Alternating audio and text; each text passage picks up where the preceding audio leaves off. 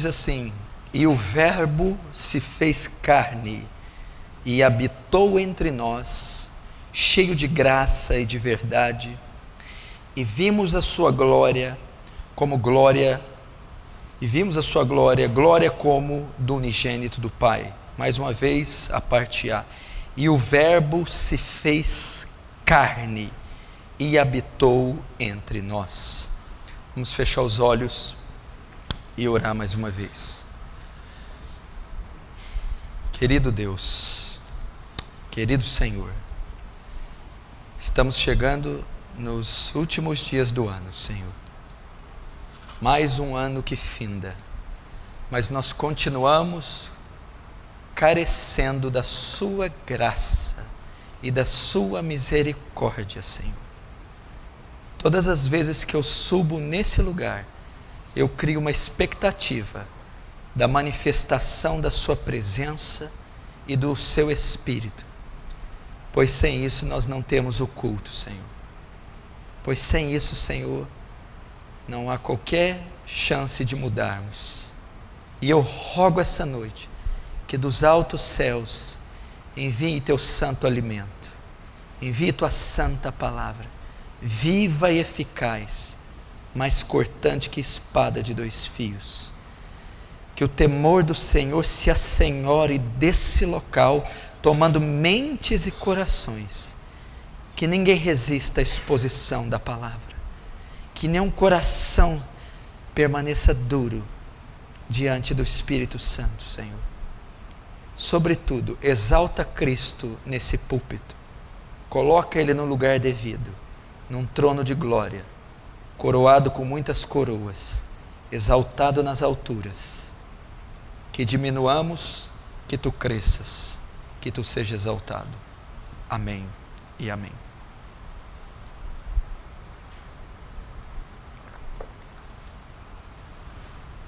Vamos ouvir o que Deus tem para nós essa noite. Nós estamos a alguns dias do Natal, correto? Desde o século IV, que dia 25 de dezembro é comemorado o Natal.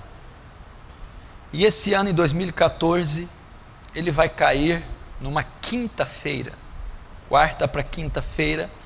Nós temos o Natal, onde a maior parte do mundo comemora esse dia, dia de feriado mundial, onde as pessoas festejam essa data.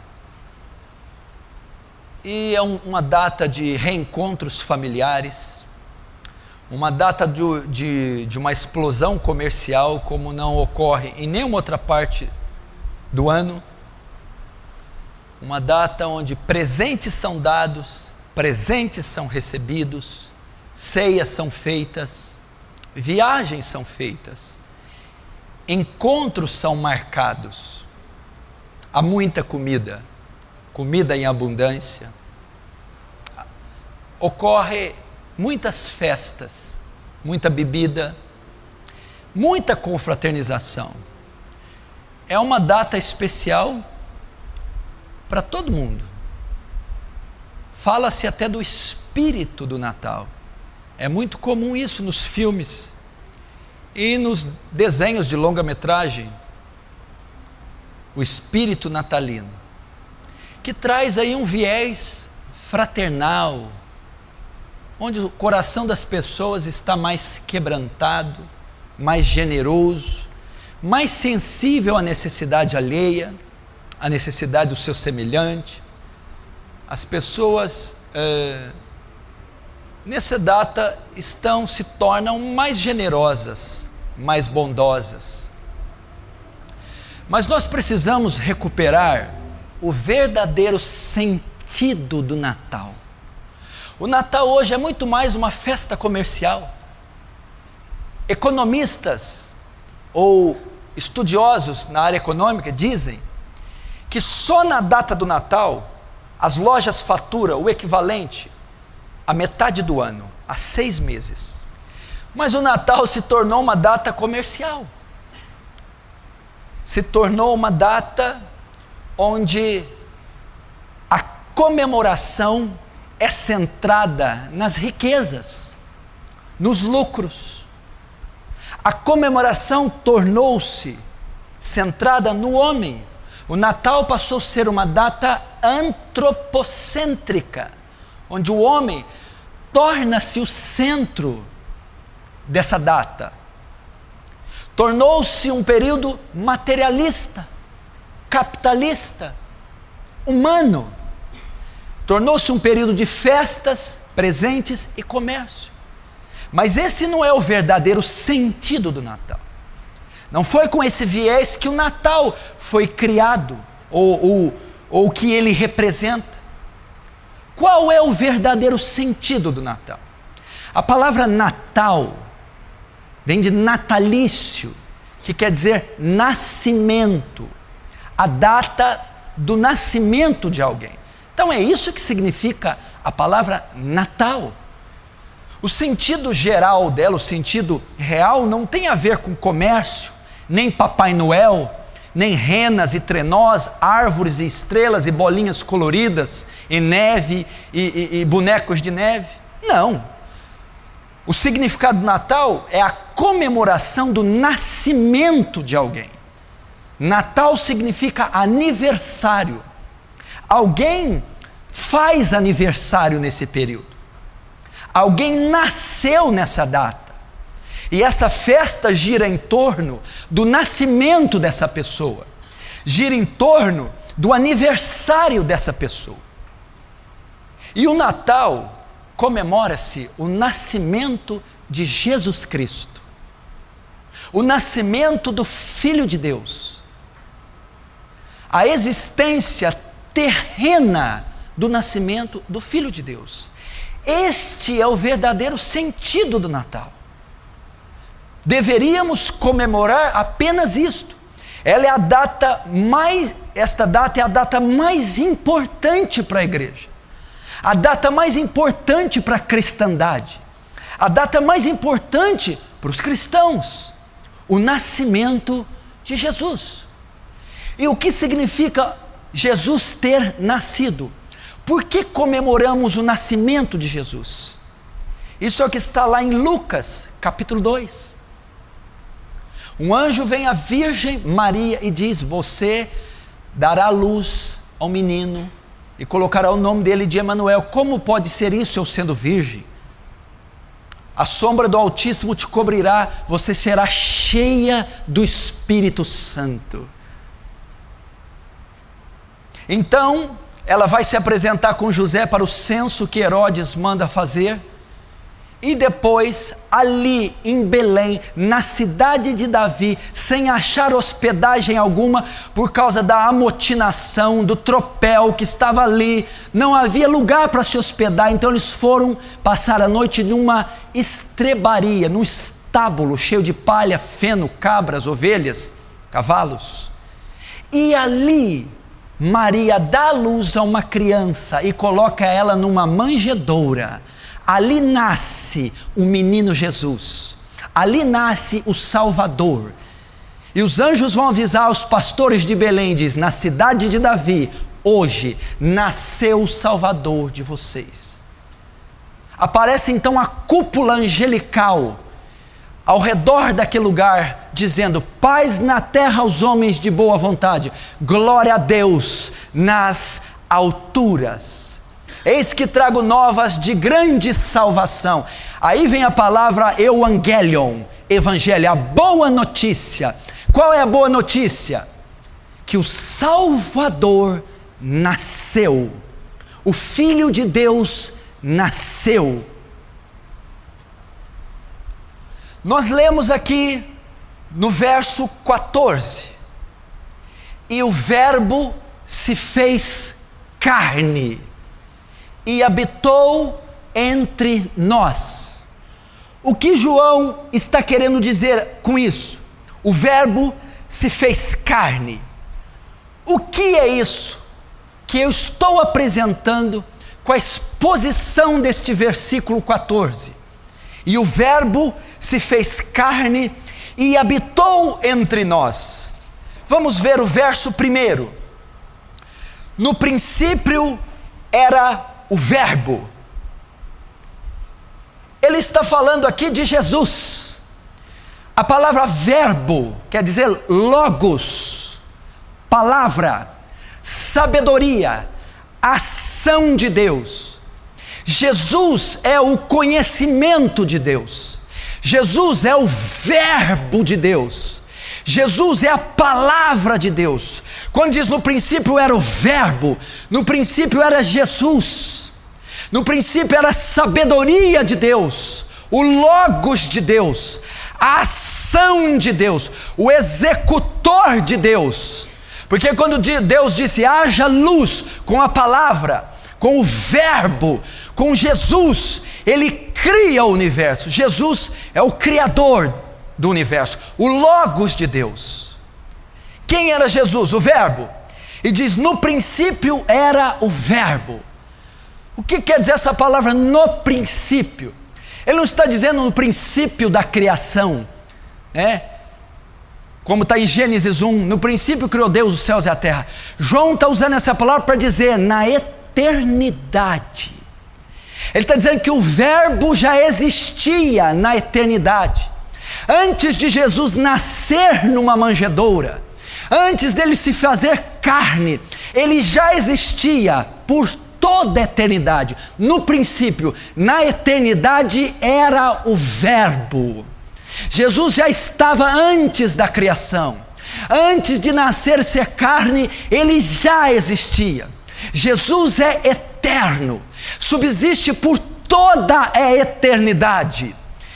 No princípio era o verbo, e o verbo estava com Deus. Não só estava na eternidade, mas estava ao lado de Deus. Jesus é a segunda pessoa da Trindade. Aqui é uma descrição da Santíssima Trindade. Ao lado de Deus na eternidade, Jesus subsistia por todo sempre na eternidade. E o verbo estava com Deus, e o verbo era Deus. O verbo não só estava por toda a eternidade, o verbo não só se comunica em perfeita harmonia com o Pai, como segunda pessoa da Trindade, mas o verbo é divino, o verbo é Deus, Jesus é Deus. E o verso 14 diz o quê?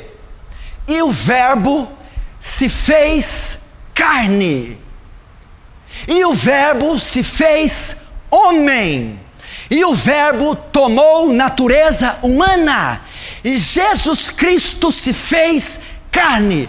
O que significa João 1,14? O que significa o Natal? O Natal é o nascimento de Jesus. O que é o nascimento de Jesus? É a encarnação de Deus. Isso é o Natal. O Deus triuno, o Deus invisível, o Deus onipotente, onisciente, onipresente, o Deus Espírito, Deus Santo se torna homem, se torna pessoa, se encarna na forma de um bebê. Essa talvez é a doutrina mais magnífica das Escrituras, a doutrina mais especial, a doutrina mais impressionante. Como pode um Deus que o universo não pode conter, um Deus que subsiste durante uma eternidade de eternidades, cheio de glória, fulgor, magnificência, agora está repousando no ventre de uma virgem como um bebê? A doutrina da encarnação de Deus. Comemorar o Natal é isso. Comemorar o Natal é a encarnação de Deus. O verbo se fez carne. Quem era o verbo? Jesus. Onde estava o verbo? Na eternidade. Com quem estava o verbo? Com Deus. Quem era o verbo? O próprio Deus. O próprio Deus se fez carne. O Natal é isso. É comemorar a encarnação de Deus. 2000 anos atrás, historicamente, ocularmente, bíblica e teologicamente, na cidade de Belém, nasceu o Senhor Jesus, nasceu o nosso Salvador. Deus torna-se humano. Isso é Natal. Deus agora tem dedos. Deus agora tem, Deus invisível e imutável, agora se torna a forma de homem. Deus agora tem íris, retina, córnea, pupila, globo ocular, nervos, fibras, vaso sanguíneo. Deus agora tem dedos, 5 na mão direita, 5 na esquerda, 10 nos seus pés. Deus agora pisa nesse solo, anda no meio dos homens. Deus agora transpira, fica ofegante. Deus agora se cansa, se fadiga, comunga com pecadores. Deus está no meio do povo. Deus agora, meu irmão, vê com olhos humanos, apalpa pecadores, se alimenta de comida humana. Deus se encarnou, se materializou. Isso significa o Natal. Ele caminha nesse solo, caminha conosco, anda. Deus agora se emociona, Deus agora chora, Deus agora sorri, Deus agora está entre os pecadores. Aleluia. Isso é o Natal. Colossenses 2,9 diz: nele, Jesus, habita corporalmente toda a plenitude da divindade. O que significa? Meu irmão, no 1º e 2º século surgiu uma heresia trazida por Ário, o arianismo, que Jesus não era Deus, que Jesus não é divino. No 1º século, outra heresia, o gnosticismo, que acreditava que a matéria era má em si, e Jesus, Deus, não podia ser carne, não podia ser homem, porque a matéria não presta. Toda matéria é ruim, então Deus é apenas espírito, não é homem. Ário, o contrário, dizia que Jesus não era Deus. É as testemunhas de Jeová da época, que Jesus era apenas uma criatura. Colossenses 2,9 diz: nele habita corporalmente toda a plenitude da divindade. Se você notar, Colossenses e as cartas de João fazem questão de provar a divindade e a humanidade de Jesus. Por quê? Porque no 1º século, tanto João como Paulo estavam sendo atacados pelo gnosticismo, que dizia que Jesus não veio em carne, Jesus não pode ser homem, Deus não pode ser homem, Deus jamais seria homem, porque a matéria é mal em si. Então João escreve aqui, em João 1 e no verso 14: e o verbo, e o Filho de Deus, e Deus Espírito se fez carne, se fez homem. E lá na primeira carta nós vimos e as nossas mãos apalparam o verbo da vida. Então Jesus é Deus. Depois veio outra heresia dizendo, Apolinário, no século III, dizendo que Jesus não era nem homem nem Deus, era uma terceira classe. Era a mistura do homem, do divino e do humano, dando origem a uma terceira categoria. Isso foi condenado no Concílio de Calcedônia, 451. É a doutrina da união hipostática. O que esse concílio resolveu? Jesus é completamente homem e Jesus é completamente Deus. As duas naturezas coexistem simultaneamente sem se misturarem.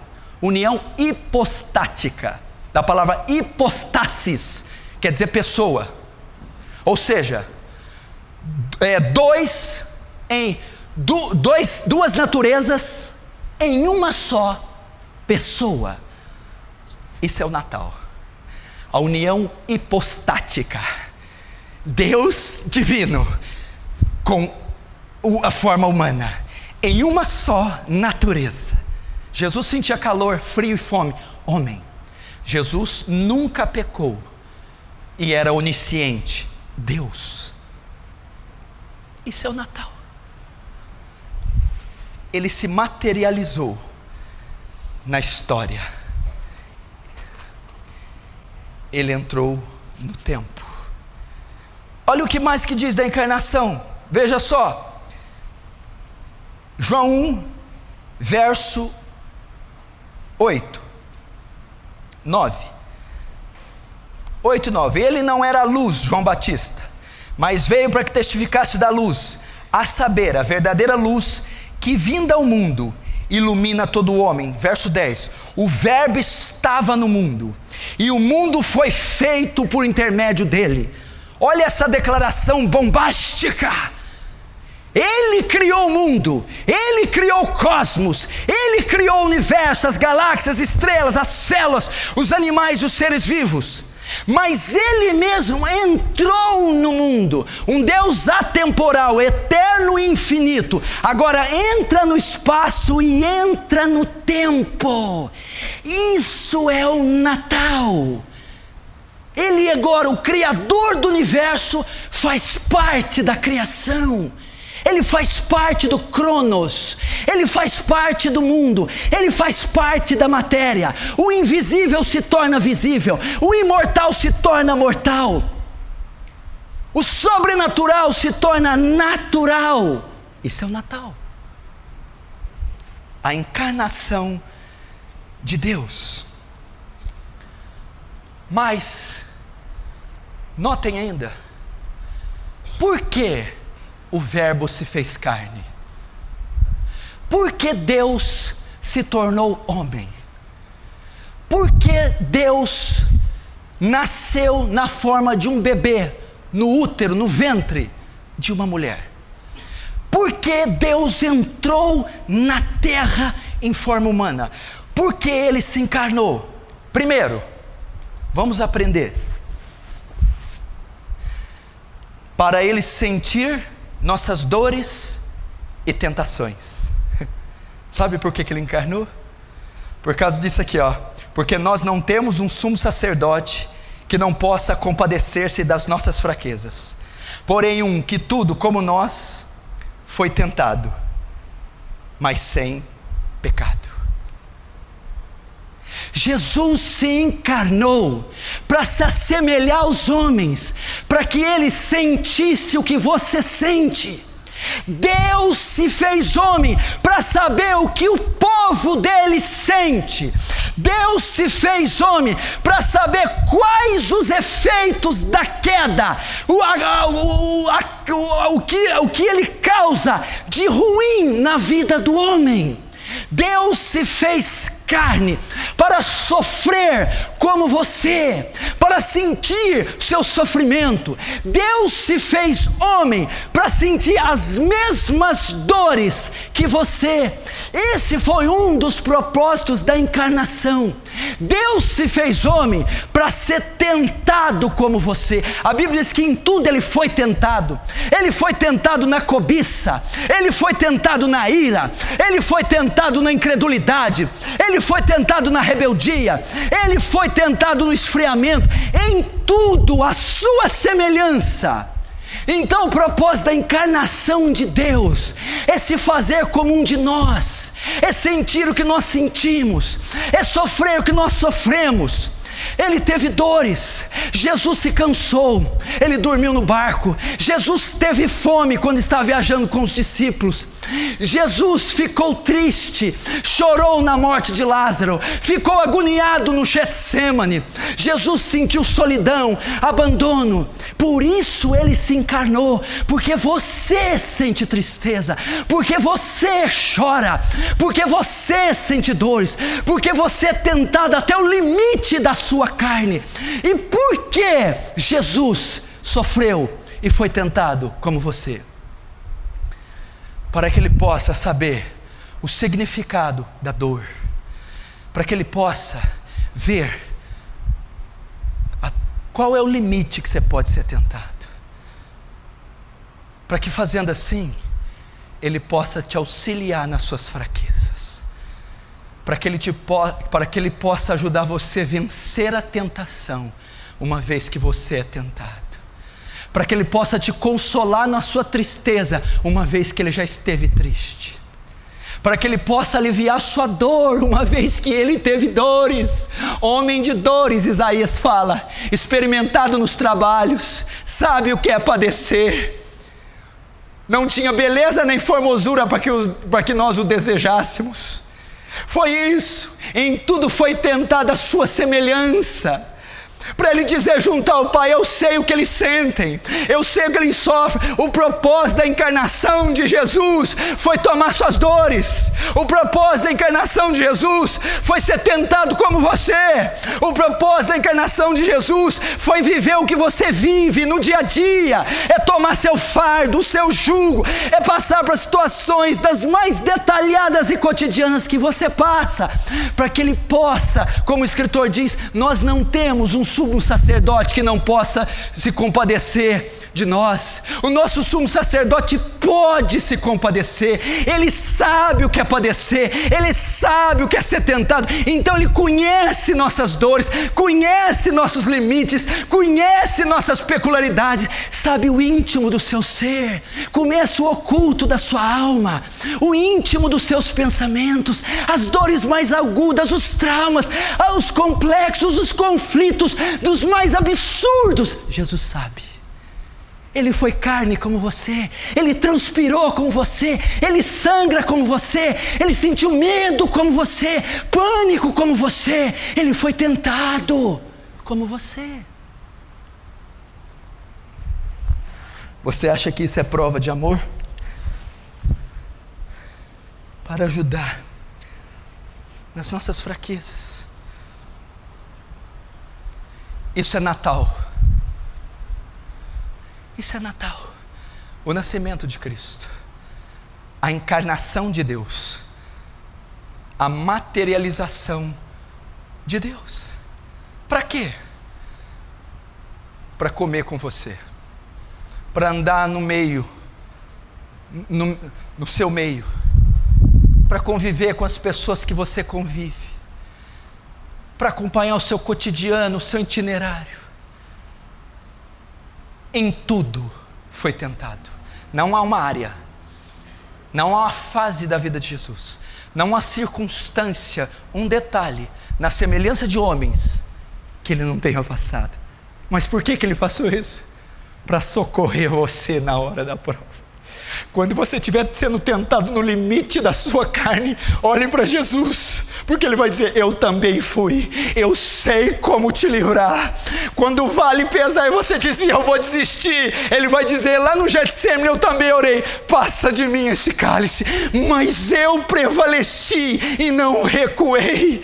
Quando você, meu irmão, estiver disposto a ser incrédulo, a ser tentado, ele diz, no monte, no cume de um pináculo, eu também fui persuadido a esquecer, a distorcer a palavra, a desistir, mas eu venci. Eu sei o que é ser tentado pelo próprio diabo, ter as setas e os torpedos mais mortíferos. Eu sei. Eu sei. Eu sei. Por isso ele se fez carne. Segundo, por que ele se fez carne? Para levar os nossos pecados. Presta atenção, Romanos diz que por um homem entrou o pecado, ok? E pelo pecado a morte. Todos morreram. Oh, aleluia! Que vontade de gritar, que coisa fantástica! Então, para que Deus salvasse o mundo, o pecado do homem tinha que ser imputado sobre outro homem, tinha que ser a semelhança de uma natureza humana, tinha que ser um descendente de Adão. Então Jesus se fez carne. Jesus nasceu para levar sobre ele, em forma humana, o meu e o seu pecado.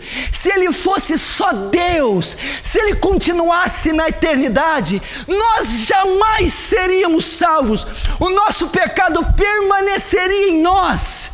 Nós só poderíamos ficar livres de pecados se um outro homem tomasse a nossa dívida para si e o seu pecado. 2 Coríntios 5,19 diz: aquele que não conheceu o pecado, por nós se encarnou, nasceu, por nós se fez pecado, para que nós, através da sua encarnação, fôssemos feitos a justiça de Deus. Meu Deus do céu, foi por isso que ele nasceu, para levar sobre ele os nossos pecados. Natal é isso, o nascimento de Jesus, aquele bebê que nasceram numa manjedoura, num estábulo em Belém, nasceu para levar sobre ele todo o pecado da humanidade. Isso é Natal. Quando você estiver cortando um peito de peru, quando você estiver cantando aquela música Jingle Bells, quando você estiver vendo aqueles filmes, aquelas coisas, lembre-se, eu me fiz carne, eu nasci. Vocês comemoram o nascimento daquele que levou sobre ele os vossos pecados. Aleluia. Isso é fantástico. Por isso ele nasceu. Isso é Natal. É comemorar isso. É comemorar a imputação do nosso pecado em Cristo. Presta atenção, quando Cristo encarnou e nasceu, ele fez a semelhança de homens. Éramos nós que estávamos nascendo, pecadores em série, em uma única unidade, Jesus. Então ele nasce para absorver o pecado de toda a raça humana. Isso é Natal. Isso é fantástico. Isso é maravilhoso. A Bíblia diz em Isaías 53, se não me engano 6, Deus fez cair sobre ele as nossas injúrias. Deus fez cair sobre ele. Quando que Deus fez cair? Quando ele se encarnou. Quando ele se tornou homem. Você está entendendo? Jesus não nasceu para passear aqui não, para dar uma volta na praia de Copacabana e sentir areinha quente no meio dos dedos. Ele não veio pedir uma água de coco com uma palmeira esvoaçante no litoral pernambucano. Jesus se encarnou para levar nosso pecado. Jesus pegou Deuteronômio 28, leia depois, todas as maldições pronunciadas por Moisés no Monte Ebal, todas as maldições na encarnação de Jesus, ele levou sobre ele. Maldito é o teu fruto, maldito tua amassadeira, maldito serás no campo, maldito serás na cidade. Todas as maldições, toda a quebra da lei. Imagina a lei de Moisés em 5 livros, toda a lei cerimonial, toda a lei civil, toda a lei moral. Todos nós quebramos toda a lei todos os dias. Ele na encarnação leva toda a quebra da lei sobre ele. Por isso ele nasceu. Meu Deus do céu, isso é Natal.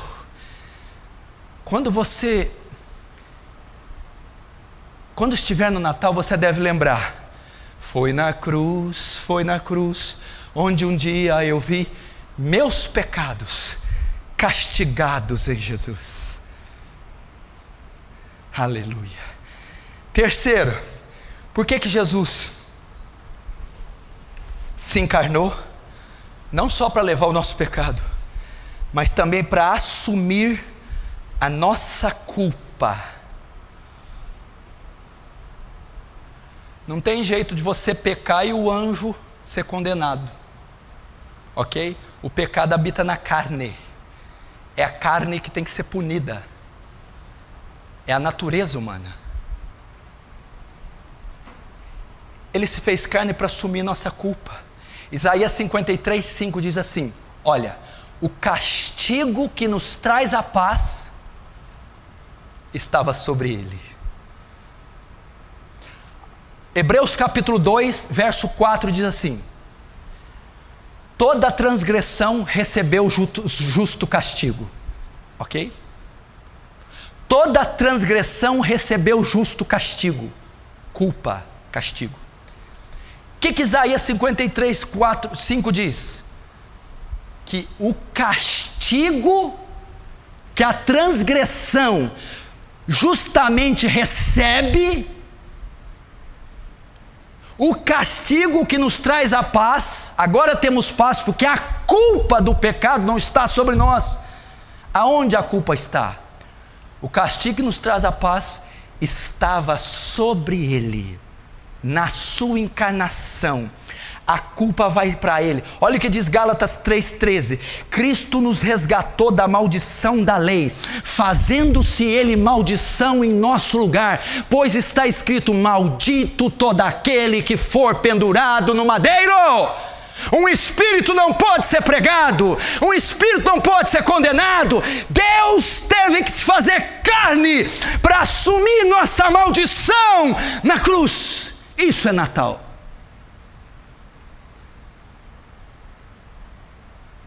Isso é Natal.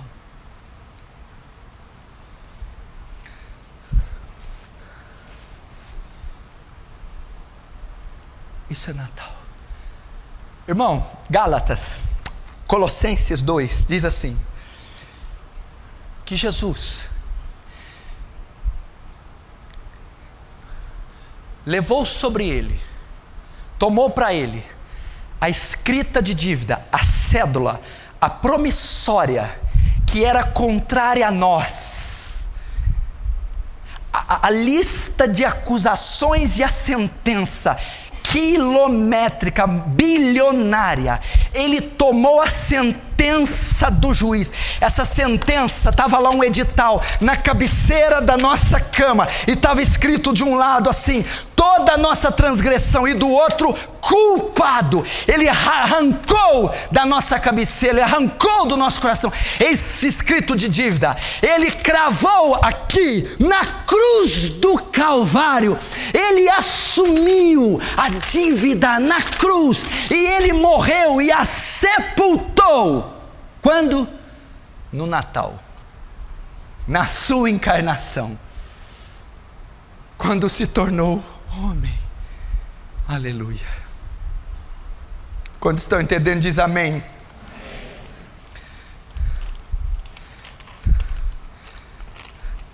Por isso o Verbo se fez carne. Quarto, por que ele se fez carne?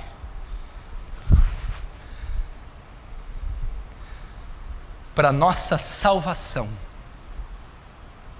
Pastor, não são sinônimos? Não. Tudo isso se dá na encarnação de Jesus, para nossa salvação. Mateus capítulo 1, verso 21.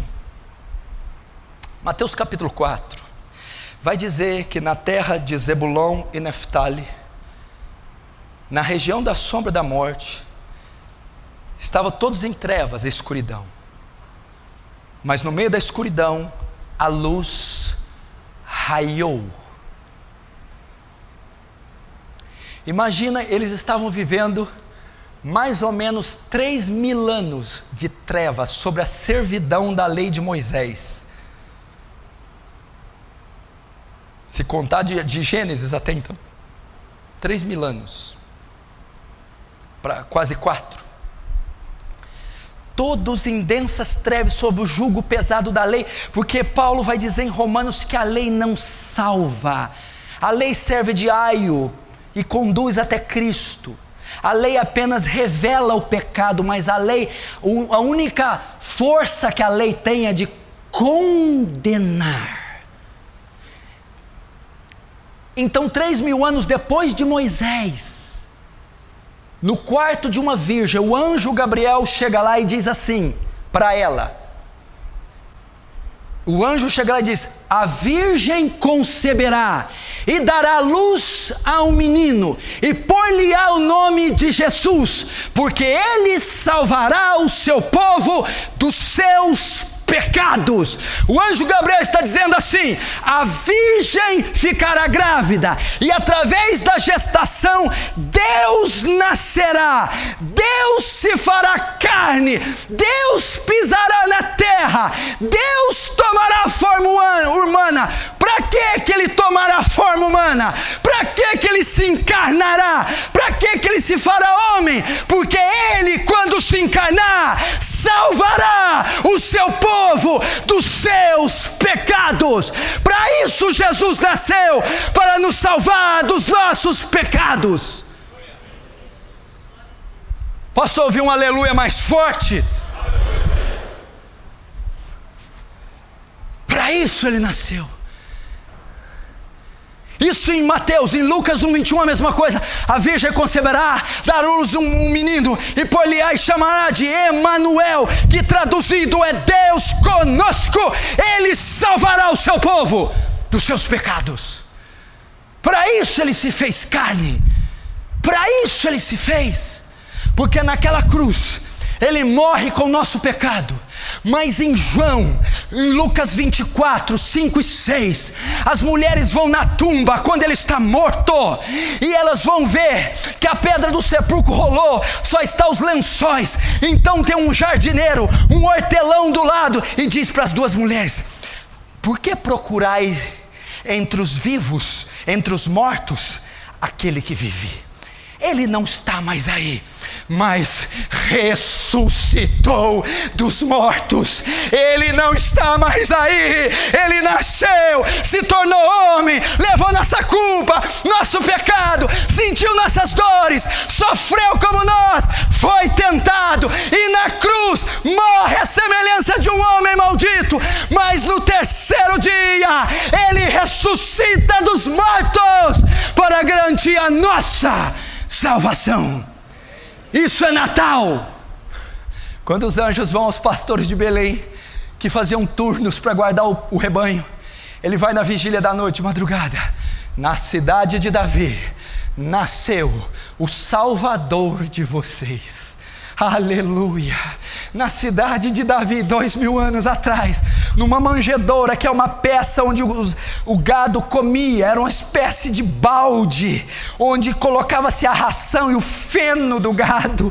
Ali o menino Jesus nasceu humilde, pobre, despojado das riquezas humanas, dos títulos e patentes humanas, nasceu ali sem dependência de homem algum, viveu uma vida sem pecado, os seus 33 anos de existência. Para quê, meu irmão? Para nos salvar.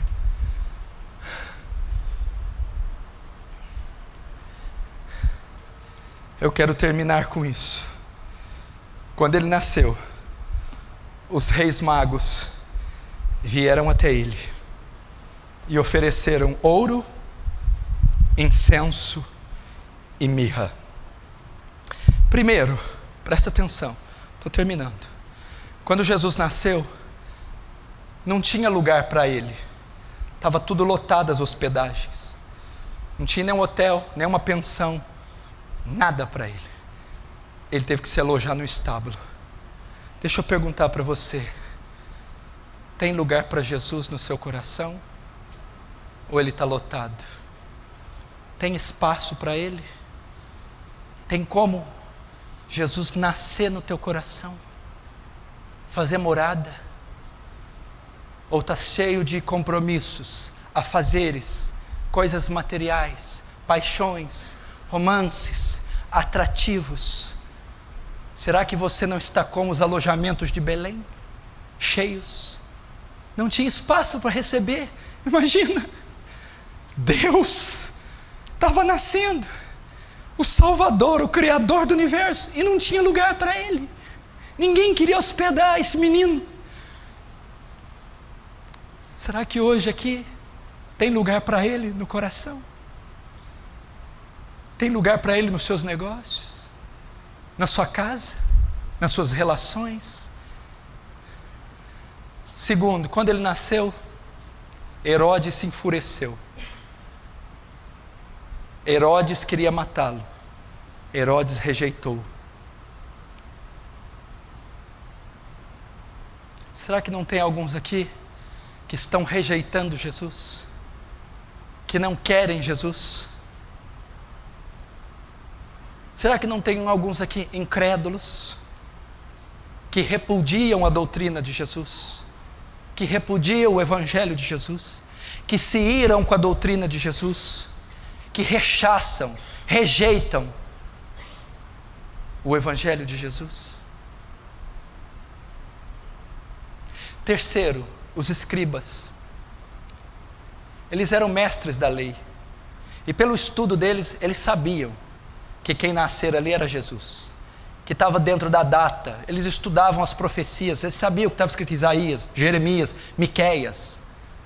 Tu, Belém de Judá, Belém de Efrata, visto que a menor das cidades, de ti sairá o Salvador, aquele cujas origens é desde a eternidade. Miqueias 5:2. Eles sabiam, conheciam a verdade, mas não viviam a verdade, não praticavam a verdade. Será que você acredita em Jesus, mas não obedece o que Jesus manda? Você sabe que Ele é real, que Ele é Deus, que a palavra dEle é verdade, mas você não quer praticá-la, não quer aceitá-la. Quarto, os reis magos. Herodes recebeu ele com rejeição. Belém não tinha lugar para ele. Os reis magos sabiam que era verdade, mas não receberam. Os escribas, os reis magos, foram os únicos que receberam o nascimento de Jesus de forma verdadeira. Eles chegaram na estrebaria e deram ouro, incenso e mirra. Quem é essa criancinha para receber ouro, incenso e mirra? Filho de um carpinteiro pobre, de uma mulher chamada Maria, num estábulo fedorento com ovelhas, bois. Os reis magos sabiam quem tinha nascido. Ouro, presente dos reis. Aleluia. Quem estava ali numa manjedoura não era o rei Davi, nem o rei Salomão, nem o rei Uzias, nem o rei Josafá, nem o rei Asa, nem o rei Ezequias. Quem estava ali era o rei dos reis e o Senhor dos senhores, guiados pela estrela do Oriente. Eles sabiam, o príncipe da paz, o rei de Israel, o rei dos reis, Ele é quem estava nascendo. Será que o Natal para você é assim?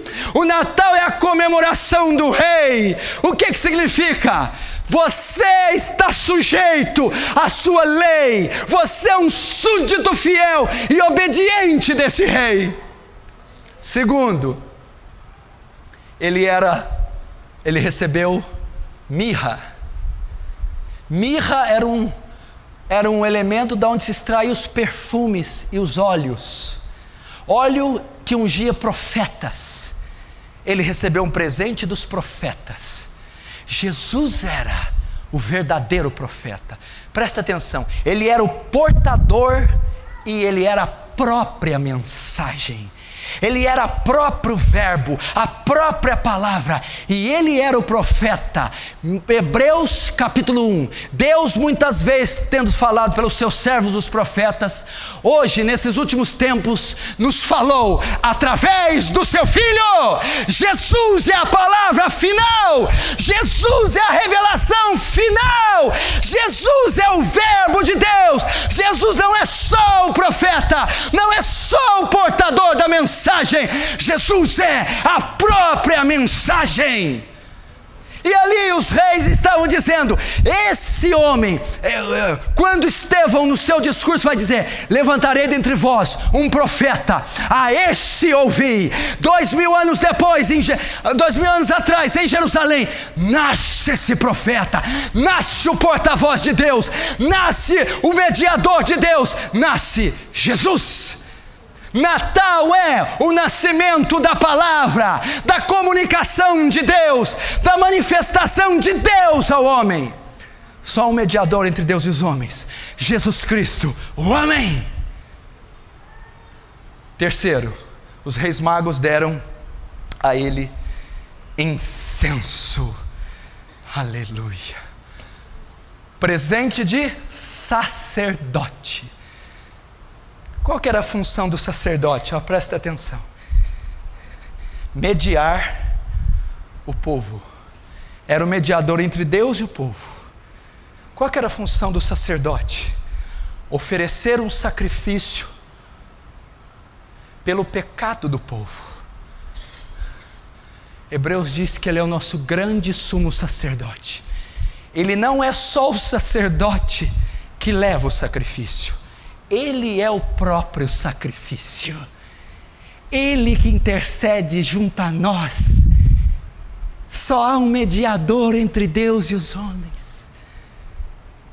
Que diremos, pois, essas coisas? Se Deus é por nós, quem será contra nós? Aquele que nem mesmo o seu próprio filho poupou, antes entregou por nós. Como não nos dará juntamente com ele todas as coisas? Quem intentará acusação contra os escolhidos de Deus? É Deus quem justifica. Quem os condenará? Pois foi Cristo que morreu e ressuscitou, está sentado à destra do Pai e intercede por nós. Ele é o grande sumo sacerdote. Ele mesmo ofereceu a si mesmo ao Pai como sacrifício por nós. Ele é o sacerdote, o mediador de uma nova e eterna aliança. Ele foi diante de Deus como sacerdote e ele se fez sacrifício por nós. Natal é comemorar o nascimento do grande profeta. Natal é comemorar a vinda do Rei dos Reis, Senhor dos Senhores. Natal é reverenciar o grande sumo sacerdote da ordem de Melquisedeque, aquele que reconciliou o Deus com o mundo, não imputando o homem as suas transgressões, e foi mediador de uma eterna aliança. Isso é Natal.